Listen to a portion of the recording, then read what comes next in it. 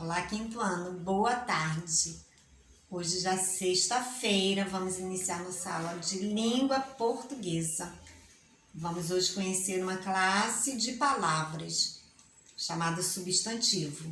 Os substantivos são aquelas palavras que utilizamos para representar as coisas, né? Todas as coisas que existem precisam ter um nome para que a gente possa identificar e todo mundo se compreender, né, de uma forma geral. Então, esses nomes, né, damos uma classificação, são chamados substantivos. Além dessa classe gramatical, vamos também conhecer o uso das palavras afim, quando temos, né, essa vogal A separada e também unida, formando aqui, olha, uma única palavra, né? Afim. Afim, falamos da mesma forma, mas elas representam também situações diferentes. Então, vamos conhecer esse uso também. Bom, a classe gramatical. Todas as palavras da língua portuguesa podem ser agrupadas em 10 classes gramaticais. Então, todas, né? Todas que nós imaginarmos, elas estarão sendo aí colocadas em uma dessas classes. São 10 e hoje a gente vai iniciar o estudo apenas aqui, olha, dessa classe, substantivo. Mas são 10. Substantivo, artigo, preposição, conjunção, adjetivo, pronome, numeral, advérbio, verbo e interjeição. A verdade é que parece muita coisa, né, turma? Mas utilizamos essas palavras, né, no nosso dia a dia, em toda a nossa forma de comunicação, e já utilizamos de forma adequada, correta, apenas essas palavras para que a gente possa estudar melhor a língua portuguesa. Elas, de acordo com as características, são colocadas, né, como representadas em uma ou outra classe gramatical, de acordo com o objetivo, com o uso de cada uma delas. Os substantivos, né, são aquelas palavras que indicam nomes de pessoas, de animais, de coisas, nomes de lugares. Então, toda palavra que indica nome, nós dizemos que é um substantivo. E esse substantivo, ele tem também subdivisões, por serem, né, muitos nomes a serem representados.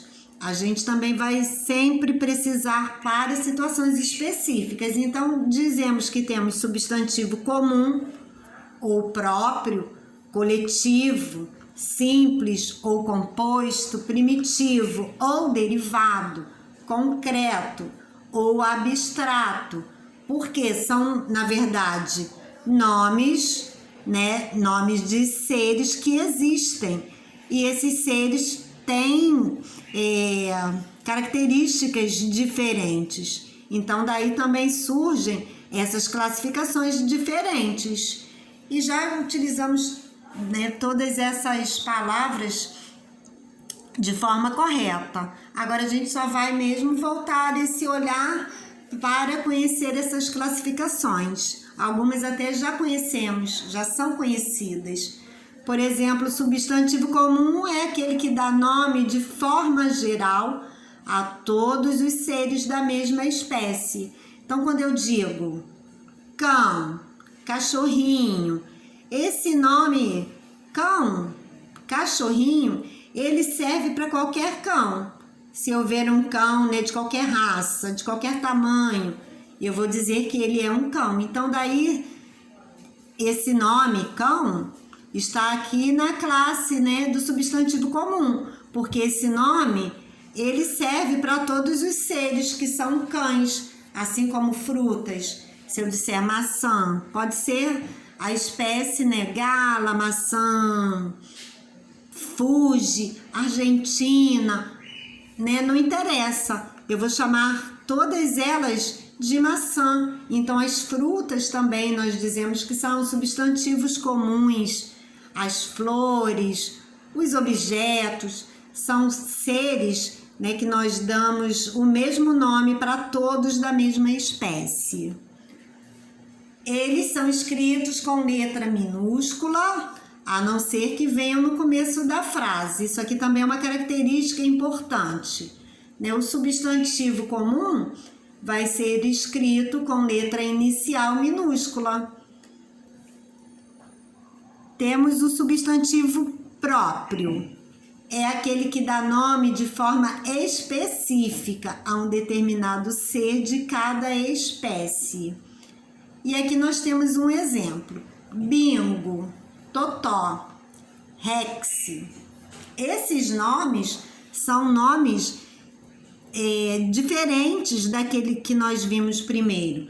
Porque esse nome bingo representa um animal, né? No caso aqui, olha, um cãozinho específico.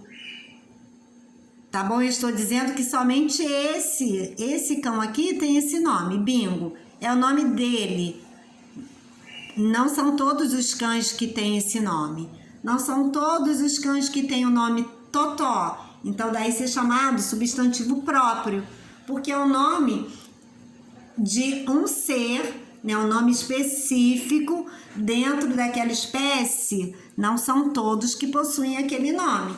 Então, substantivo próprio, assim como o nome, né, de pessoas, de países. E importante também, uma característica do substantivo próprio é que ele começa sempre com letra maiúscula. Então, se eu tenho um nome próprio, a primeira letra, né, a letra inicial, eu devo escrever de forma maiúscula. Os substantivos podem também ser chamados coletivos. O substantivo coletivo é aquele que, mesmo no singular, indica um conjunto ou uma coleção de elementos da mesma espécie.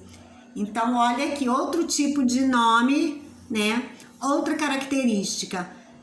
Eu digo que um substantivo é coletivo quando ele está no singular, mas representa um conjunto. Aqui a gente tem, por exemplo, arquipélago. É um nome que está no singular, mas quando eu digo arquipélago, estou falando de um conjunto de ilhas. Então, por isso, arquipélago é um substantivo coletivo. Um substantivo coletivo bastante conhecido, cacho. Eu posso ter cacho de cabelos, de frutas. E aqui a palavra cacho, ela estará sempre aqui no singular. Então, a característica desse substantivo coletivo, está no singular, mas representa um conjunto. Cacho representa um conjunto de cabelos, né? Um grupo, né, de cabelos, de frutas. Então, substantivo coletivo. Em relação aos substantivos, nós vamos hoje estudar apenas essas classificações. Agora vamos conhecer o uso de afim, separado, né, e também junto. Há muita dúvida a respeito do emprego adequado das expressões afim e afim. Note que as duas expressões têm sentidos diferentes. Veja, a fim de tem sentido de finalidade. Coloquialmente expressa ainda um desejo, estar com vontade de. Então, toda vez eu vou utilizar a fim, tá? Esse a separado da palavra fim, quando o meu objetivo, o sentido que eu quero dar ao termo, a expressão que eu estou ali, né, colocando, é essa. A finalidade é, ou eu expresso estar com vontade de alguma coisa, ou eu estou expressando uma finalidade, né, uma intenção em alguma coisa. Luciana estuda a fim de ser aprovada no concurso. O objetivo de Luciana é ser aprovado. Então, a fim, separado. Laura está a fim de ir à praia amanhã. Observe aí, olha, a fim separado, porque o sentido, o significado desse termo é o seguinte, ela está com vontade. Então, esse é o sentido.